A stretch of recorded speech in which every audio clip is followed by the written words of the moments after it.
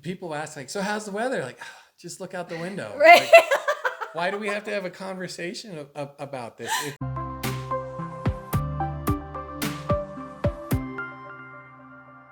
Hey guys, welcome back to my channel, Neurodivergent. Today I have a very special guest on with us, Josh, to kind of talk about what it's like being a high masking male on the spectrum. Josh, thank you so much for stopping by my studio, aka my living room. Really appreciate it. Part of why I wanted to do this video today is because I've had several guys, males, in my comments talking about how they kind of relate more to the female presentation of autism, and I almost feel like there's some sense of, I don't want to say like guilt or whatever, but like they feel like they're intruding on the female presentation of autism, or appropriating it or taking something away from it, or it might be confusing to them, in regard to like why do I feel like I'm relating to so many things, that a female's talking about. So, but obviously there is a lot of crossover because it's a spectrum, right? I mean, everybody presents differently. And I do think that there is a ton of crossover for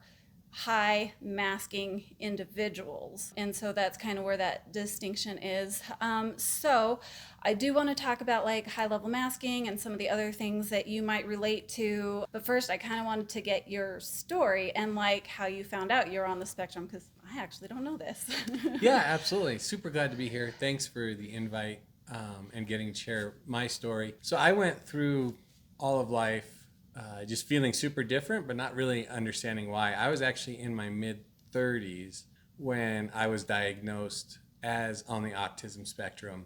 And it came about because we were noticing things with my son. He was showing lots of autistic traits. We couldn't really understand what was going on. And I think what really kicked us off on this journey was he just came to us one day and said, I don't understand why I'm such a bad boy.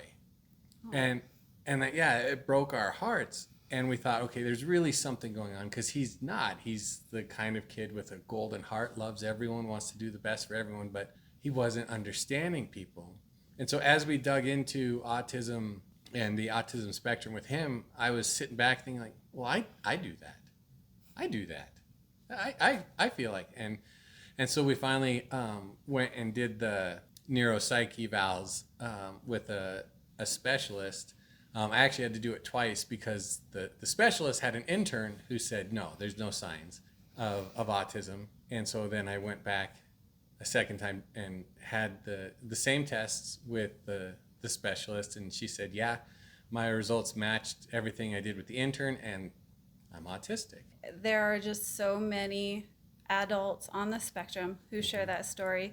I recently did an interview with Orion Kelly. I don't know if you've ever listened to him or you're familiar with him. We were kind of talking about how we are the lost generation because we've learned so much more about the autism spectrum, in recent years. And a lot of us are finding out because we've had kids diagnosed. So what made you realize that your son was on the spectrum? Was that the first thing you researched?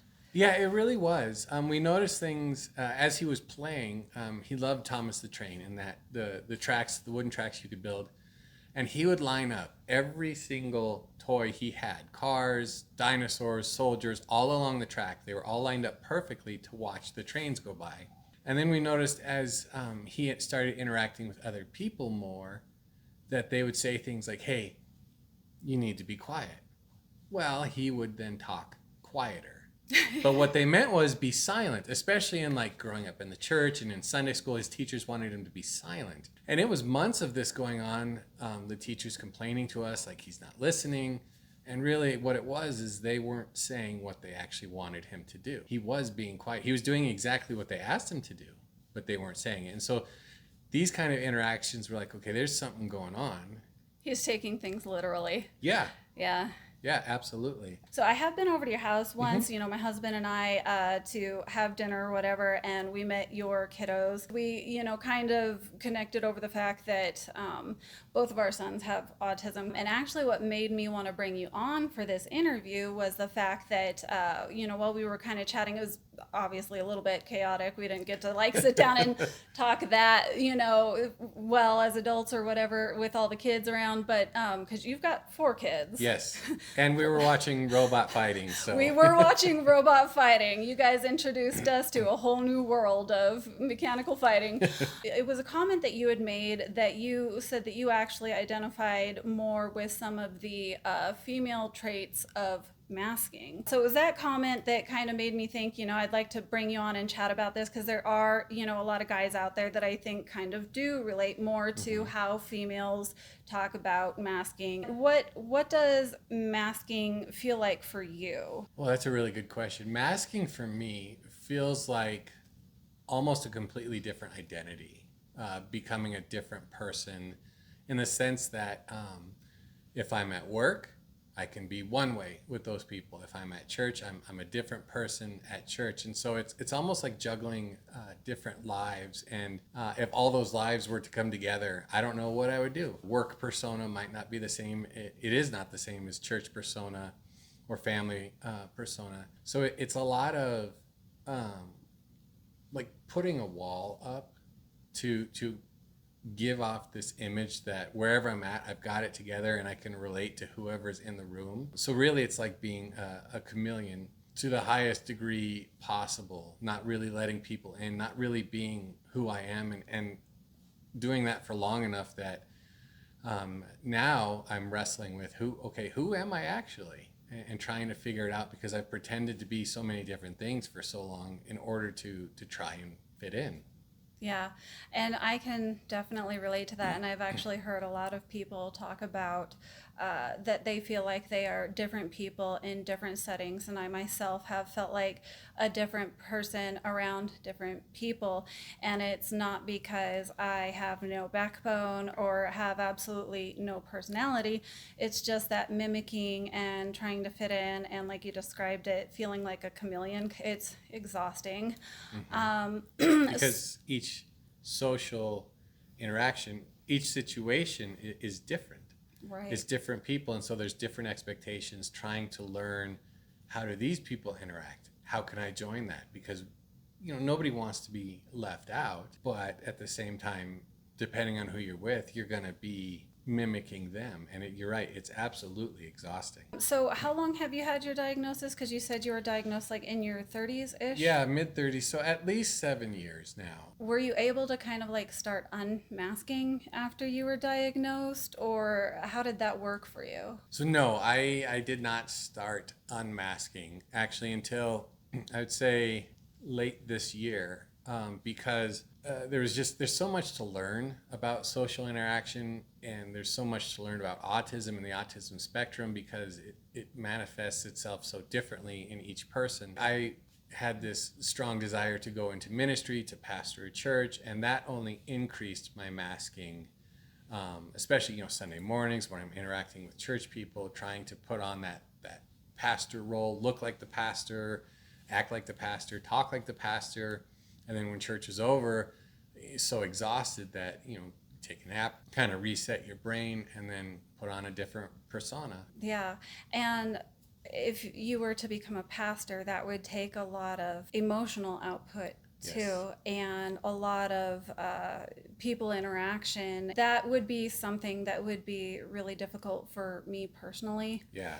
And I actually did listen to an interview with a newly diagnosed pastor who was talking about how he would come off as rigid and not caring, which is, not the capacity you want to fulfill as a pastor, because he later discovered that he was on the spectrum. How do you feel you present at work, and do you mask with your wife? Ooh, great questions. Yeah. So at work, I'm definitely come across more as I'm going to work hard, going to get the job done, but I'm going to be silly. I'm going to be the clown. I'm going to be the person who gets others laughing and teases people and always brings it kind of back to that humor. And I use humor a lot for masking to kind of lighten the mood, take any pressure I feel off of myself to be real. If people are laughing and enjoying it, then I don't have to worry about what's going on the inside.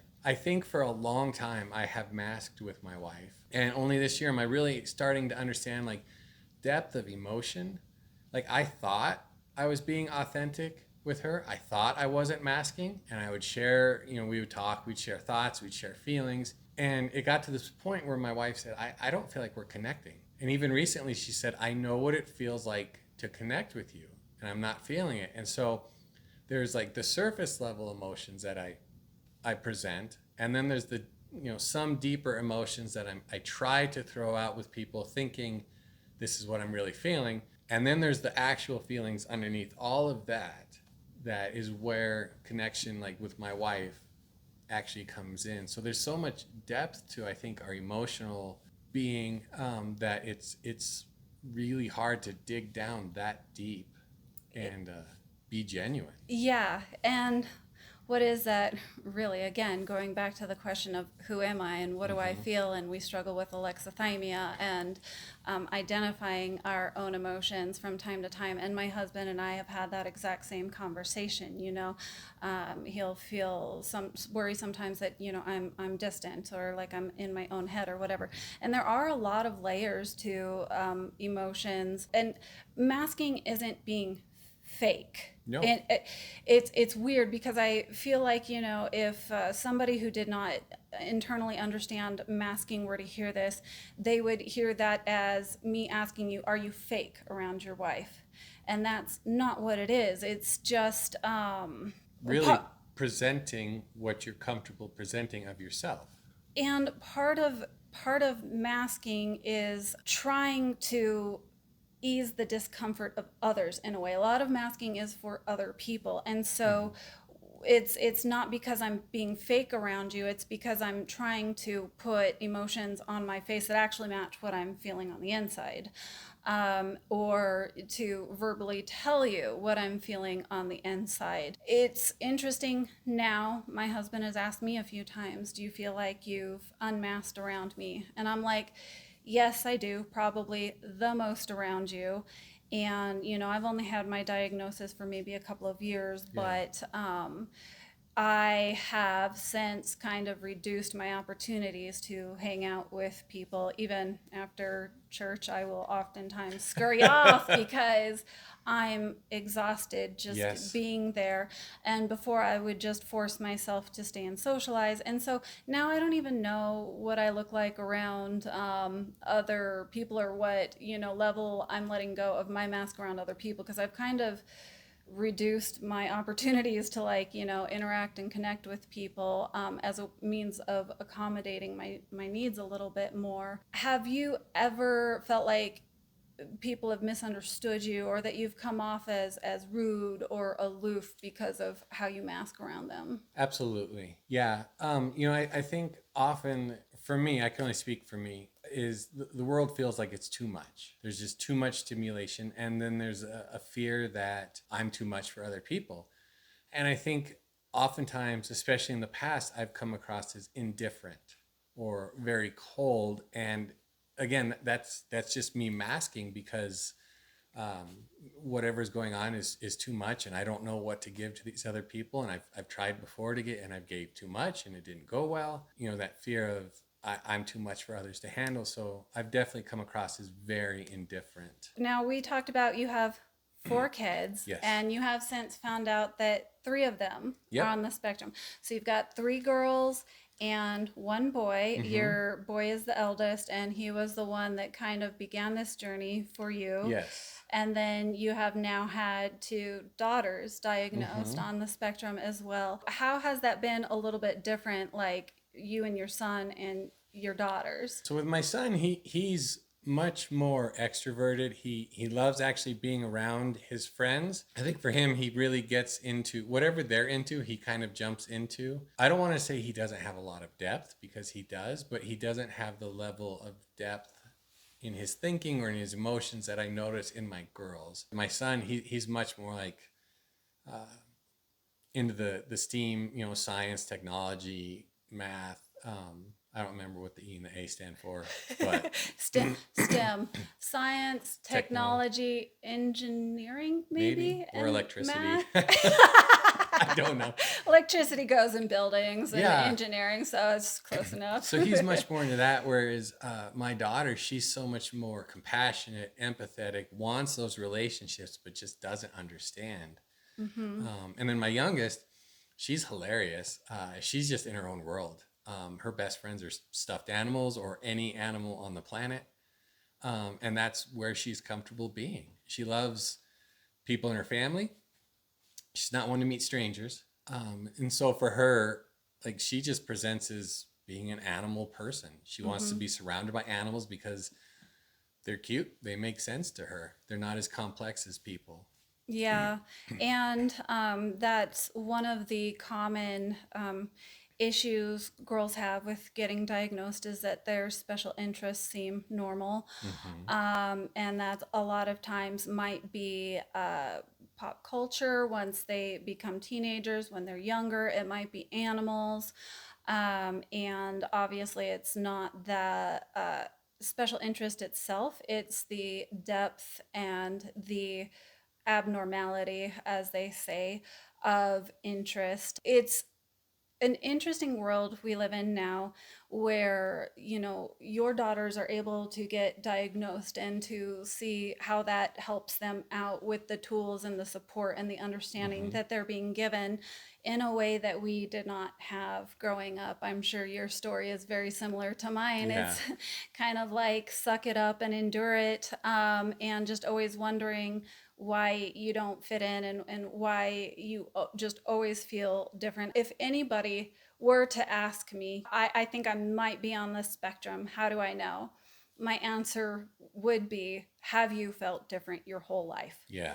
Yeah. Let's start there, because it's not something that just pops up one day. It is from the time that you're young. It's not about being quirky or, different. I mean, people evaluate it so much on superficial observable traits, and they just really don't understand what's going on the inside, and how we feel and how we struggle on the inside, Yeah. which is a part of masking, because they see how we act on the outside and we look totally normal.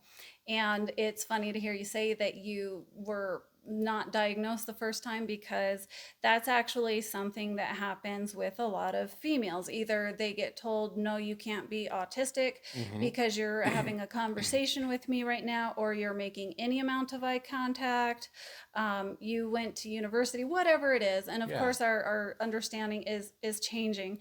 But again, I think as a high masking individual, it makes sense that you got missed. What were some of the reasons they gave you for not getting the diagnosis the first time? Really, it was lack of experience on the part of the intern. She had gone to school, was studying, but just missed some of the evidence, didn't understand it fully.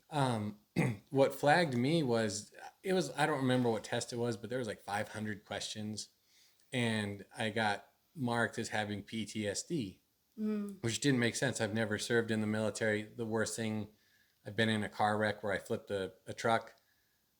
Nothing that would scream PTSD, but the way that it was explained to me by this specialist was, being autistic, the everyday interactions are so much that it gives PTSD Mm. symptoms to Wow. people who are on the autism spectrum. And unfortunately, like even with my son, we had so many people saying, like, no, there's nothing wrong with any of our kids. They're just normally just being a helicopter parent. They would downplay it, try and explain it away. And it took for us, especially with our girls, finding somebody who was well educated and well experienced in female autism for them to finally get the diagnosis. Because like you shared, they could make eye contact, Mm-hmm. they can hold conversations, make whole sentences.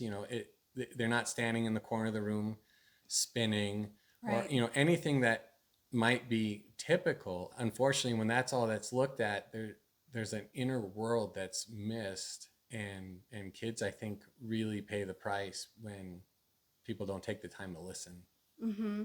And one of the interesting things I've learned recently, that females don't have less traits than men. They just learn to hide them better. So a lot of times you'll hear people say, and again, that sounds like, well, duh, isn't that what we're saying?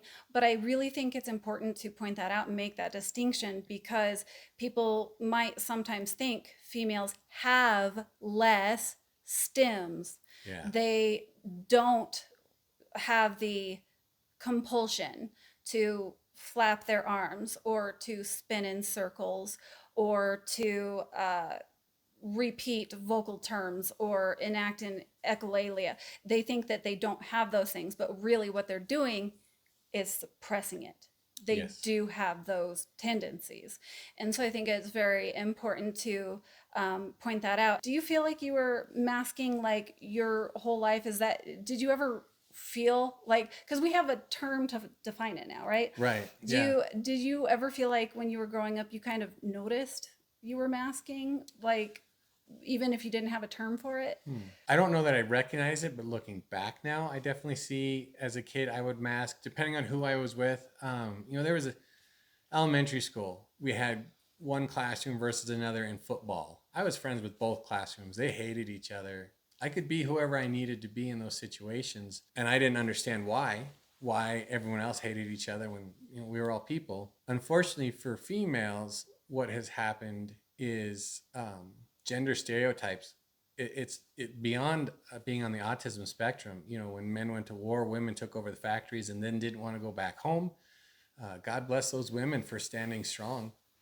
There's been these gender stereotypes that NTs, non-autistic, non-neurodivergent individuals, like women are always expected just to conform to what men want. And so that makes it hard enough just to be a woman.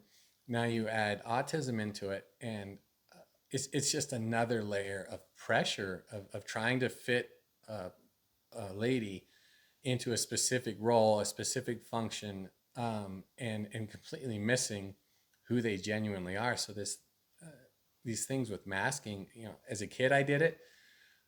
Looking back, I bet I could identify friends who would have been autistic had they gotten the help they need, who definitely masked depending on the situation, but they had so much more pressure put on them to be what society thought a girl should be, that I did not have that pressure. So in the long run of it, I feel like the medical community doesn't really understand autism because we're all so different. Yeah.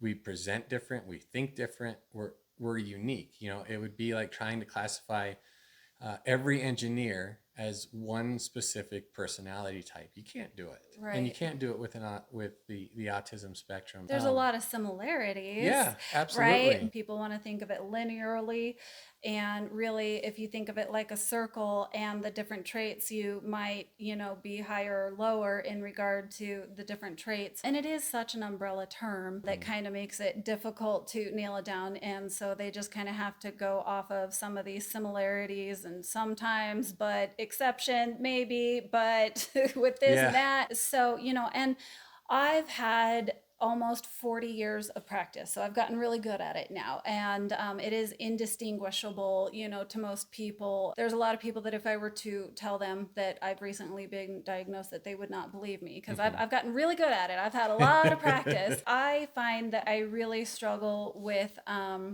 small talk, and I tend to script, which leads me to repeating a lot of my stories or, sayings or greetings or whatever. Do you ever find yourself doing any of those things? Oh, absolutely. I hate small talk because it feels like it's just this awkward interaction where you can't really tell if the person's interested. And I'm not very interested in like, oh, so the weather today. I don't care what the weather today is. I also don't really care what the football team did or all these things, so small talk is gosh, it's just like this thorn that I have to live with. I hate it so much. Me too. Because I'd rather be like, what, why don't we talk about, let's debate. Let's get into something you know, that Talk about the apocalypse. right? Like, You know, let's talk that would about be a fascinating conversation. are zombies actually possible? Right. You know, just anything that might come across quirky to other people. But to me, why do we need to talk about the weather? Like that's ridiculous. It's so superficial and uninteresting, but you can't just walk into a room and be like, hey, do you want to talk about the existence of life on other planets? No, you got to come in and say, hey, How's your day? how was your holidays? Yeah, I mean, holidays are one thing, but you know, people ask like, "So how's the weather?" Like, just look out the window. Right. Like, why do we have to have a conversation about this? It drives me crazy. Like, I would rather, but I don't know. Neurotypical people, like, why would you want to talk about life on other planet? That's pointless. Like, no, it's fascinating. It's fascinating. Like, this is way better than like, is the sun shining or not? I could open the blind. That's totally going to be my intro right there. Like, who cares about the weather? Look outside. Yeah, I get asked all the time on phone calls, what's the weather like? You know what? We have the internet. If you really want to know, you could look it up. Right. I do want to ask you, you know, I think one of the biggest traits of being a female on the spectrum, they talk about the masking. We've kind of discussed that here. Are there any other traits that you kind of relate to that maybe when you were kind of like, because I feel like a lot of it came down to you trying to like, learn about your daughters and you know so that kind of started speaking to you too and you were like wait a minute you know just like with your son you're like wait I mask that way I hide my traits that way I feel you know similar to how they're describing these female traits like is there anything else that kind of confused you when you were learning about the female presentation? Accents. Accent. Accents. So when my family moved to Eastern Kentucky, all of a sudden I noticed my oldest daughter and I were talking more Eastern Kentucky, and that accent would come out. And I don't have an Eastern Kentucky accent. I have a Midwestern no accent. But it was the strangest thing. It just these things would come up naturally, and I'd be like, I don't get it. But it was again masking to fit in with these other people. It just happened. So you haven't seen any of my videos. You don't even know what my channel is. You're a brave man to come onto my channel without even having seen any of my videos or my channel or anything. But in one of my videos, I literally talk about how somebody called me from the UK and he had a very British accent. And I answered the phone and I was like, "Oh, hello, yes, who are you looking for? Hold on and I'll get on the line for you." And he freaked out at me because he thought I was making fun of him. And I didn't even realize I was doing it. Yeah. So that cracks me up. So you noticed your daughter's like picking up accents and you were kind of doing that too. That's great. And it is so interesting because you do have both to kind of compare it to. So, you know, again, like I said, a lot of the reason why I wanted to do this and to bring you on is because I do think that there are a lot of guys who relate to a lot of the things that I talk about on my channel and identify with, and you know, maybe that's confusing. Yes, there are some similarities in how females present, but I think there is a category of high masking. Period. Yes. Like I think more females are high masking, but high masking in general, you know, applies to both men and women. And so there is going to be a lot of crossover in those traits that, you know, a lot of guys out there on the spectrum listening to, you know, might identify with and might relate to. So one of my last questions, I'm totally going to put you on the spot here and make you pick a side. Just kidding. I'm not going to make you pick a side. But in the community, I see people who kind of go a hardcore on either you need to let the mask go, you need to drop it, you need to be your true, authentic self, whatever that is, and you're bad if you don't unmask. And then there are people who recognize and identify some of the benefits of masking. Again, recognizing that that's not being fake. It is a presentation, I think, of who you are in front of that person. But there's benefits, you know, Absolutely. like helping you to get a job, helping you to make friends, and So what do you think about that debate? Like dropping the mask, keeping it on? What do you think? That's a really great question. To the people who say masking's bad, drop the mask, I would expect those are not autistic folks because it's society's not safe to drop the mask. We want to be who we genuinely are. We love to laugh, love to have fun, but we cannot present ourselves to society and be accepted, unfortunately. I've tried with people, life on other planets, let's talk about it. They take it back to small talk because they can't get there as easily maybe as we can. I think that's a superpower for us is we can actually get to a conversation that has substance way faster than neurotypicals because I don't know, they're afraid, I guess, of something. Yeah. But I also think masking is exhausting. And I think our society is moving more towards acceptance. But the fact is, if I were to go to a job interview and present all of me, I wouldn't get the job Right. because I would go in and say, like, hey, I'm autistic. So that means some days I'm really grumpy because I don't want to be here and I don't like anybody. And And I'm going to tell you, why are we talking about the weather? That's stupid. yeah, I'm going to get up in the meeting and I'm going to say, all of this banter is pointless. We're wasting time. Let's get to the point. And they're looking at you like, wait a minute, what? yeah, because the way we want to interact socially, that's more natural for us and honestly, more meaningful, more exciting, is not going to be accepted. I hate banter in meetings. Like, let's get in, let's get it started, and let's get out because I'm in a group of people I don't want to be with. So if we don't mask, there's going to be consequences of that. It's going to be painful. We're going to be hurt, Yeah. And nobody wants that. We would be bullied, we would be made fun of, because we just have different interests. We're different, each and every one of us. So I would love to say, like, just be yourselves, but I also feel like that'd be throwing you to the wolves, if I were to say that.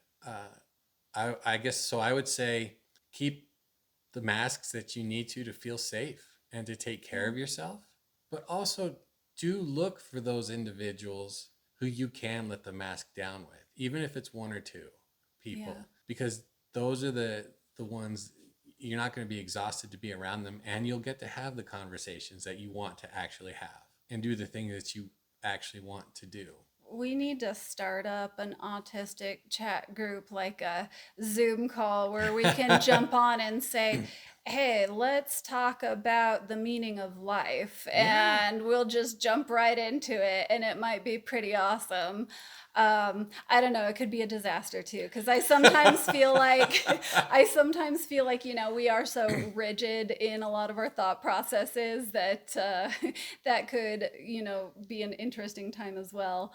I had somebody comment on one of my videos that him and his neurodivergent friend were talking and they completely understood each other, and all the neurotypicals at the gathering were looking at them like, you guys are speaking some kind of alien language with each other, but they were just bouncing off of each other because they understood each other pretty well. The whole double empathy thing suggests that we don't have problems talking to each other and understanding each other, Mm-hmm. and neurotypicals don't have problems talking to each other and understanding each other. It's when you get the mixed neurotypes trying to Yeah. have a conversation that all of the misunderstandings and difficulty comes in. Is there anything else out there that you would want, maybe guys who are in your position, fathers or not, husbands, single, whoever's out there, that maybe feels more like a high masking male, Mm-hmm. and what that's like? You have any tips and tricks for them, or like advice? Yeah, I would say first figure out what helps you take care of you. What gives you life, whatever that might be, because that's going to kind of be a fuel for you to go out, and help you be able to interact with society on whatever level you have to. If you can have a hobby or a passion that you pursue, for my son right now, it's Pokemon. And I'm trying to learn Pokemon, but there's so many of those things that it's hard. Yeah. But if there's something that you love to do, do it.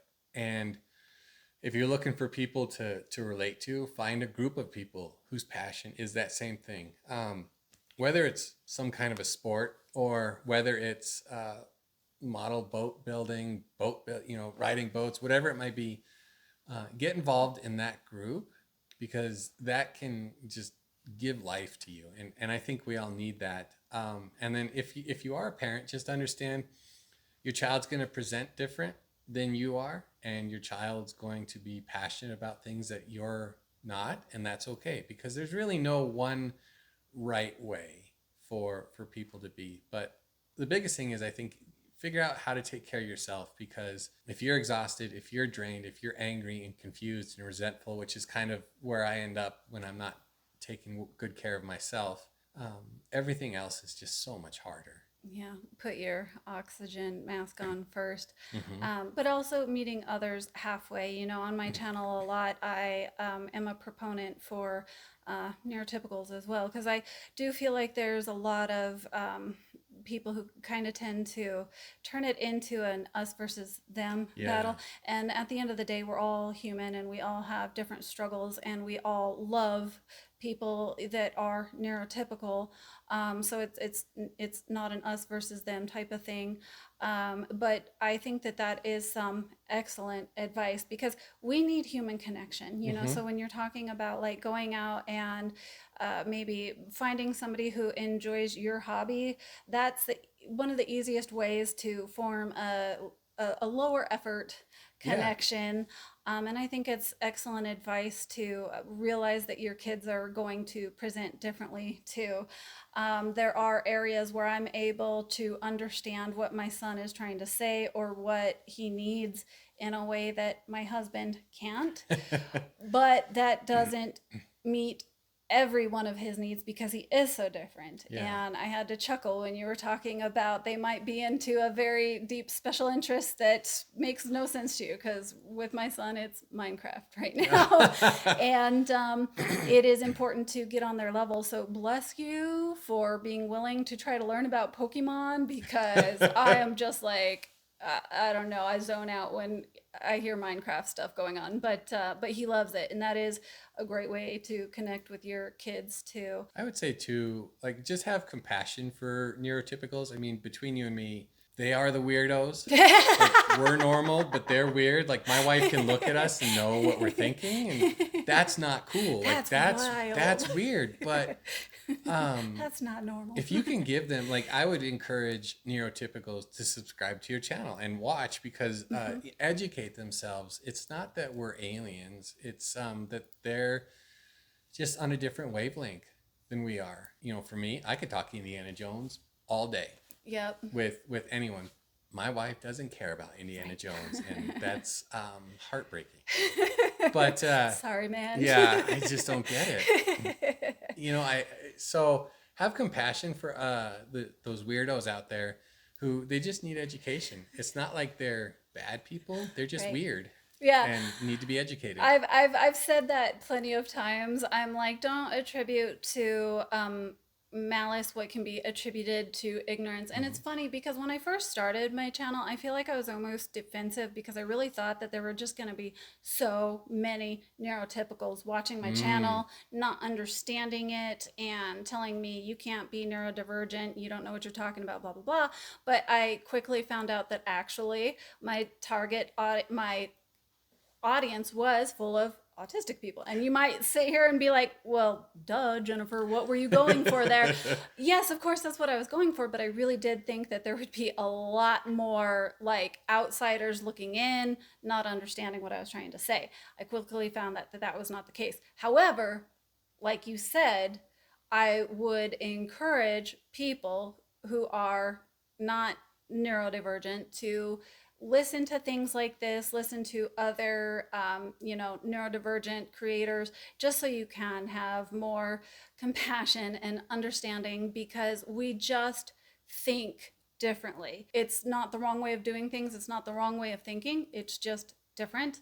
And we have offered a lot to this world through inventions and, different ways of seeing things. We all need each other and we need to exist together. So I think there's a lot of compassion and understanding needed for masking and how Yeah. we present and how exhausting it is. And no matter how neurotypical we look to you on the inside, you have no idea what kind of battle we are facing, how hard we're working to focus on our tone, our inflection, the topic of conversation, trying to hang on to what we want to say next, which I forgot to ask you, are you also ADHD? Oh yeah. Yeah, okay. Yeah. So that's what my channel is. It's autism and ADHD. So I I'm use a lot of coffee to interact the ADHD. yeah, I mean, you see my cup Yeah. there. It's a venti Starbucks, 320 milliliters of caffeine, I think. And that'll last, that gets us through the first hour Yeah, of the yep, day. yep. That is so true. The amount of caffeine, holy cow. So I'm kind of sad we didn't get into that a little bit more, but I do think that kind of adds to the masking as well, Hmm. being ADHD, because there are a lot of compensatory attributes of ADHD that we have that makes us seem more normal. I keep doing air quotes because I hate these terms, but we have to use them to convey a point, right? So yeah, that's ADHD and autism. Yeah. ADHD, they call it. I haven't heard that. You haven't heard that? Uh-uh. Yeah. ADHD. I like that though. AUDHD, that's what they call it. Yeah. That's what we are. That's what you are. Welcome to Perfect. you. I have a new superpower. A name for it. So, anyways, thank you again, Josh, for coming on and chatting with us. I really appreciate it. If Glad to. any of you out there have any questions about what it's like being a high masking guy on the spectrum, I'd be happy to pass those along to Josh. He said he'd be happy to answer those. Let me know some of the things that you've identified with in this video. And as always, let me know if you have any video topics you'd like for me to cover. Other than that, hopefully I'll see you in my next video. Bye for now. Bye. Thanks. Mwah. I mean, between you and me, they are the weirdos. Like, we're normal, but they're weird.